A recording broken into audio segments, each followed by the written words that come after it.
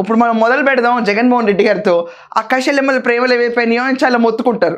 చంద్రబాబు నాయుడు పరిపాలన చూసుకుంటే ఎక్కడా అసలు మనకి కనుమరుగులో ఏం లేదు, ఏం పనికి రాలేదంటారు.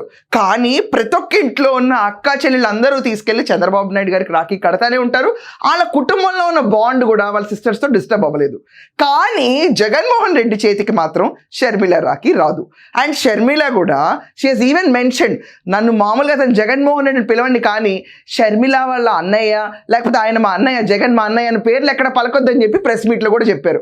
అండ్ సునీతారెడ్డి గారు ఆఖరికి వాళ్ళ నాన్నగారు చనిపోయినప్పుడు ఫోన్ చేసి అంత్యక్రియలు ఎలా చేయాలి అని కూడా మన జగన్మోహన్ రెడ్డి గారిని అన్నయ్య అని చెప్పి పిలిచి అన్నని అడిగితే అంత గుడ్డి నమ్మకంతో కూర్చున్నావిడ ఈవిడే ఈరోజు జగన్మోహన్ రెడ్డి పైన డౌట్స్ వ్యక్తపరుస్తూ అండ్ జగన్మోహన్ రెడ్డి తనకి ఏ రకంగానూ నుంచోలేదు, ఈ పేరు చెప్పుకున్న పెద్ద అన్నయ్య అని కూడా ఎండేస్తారు.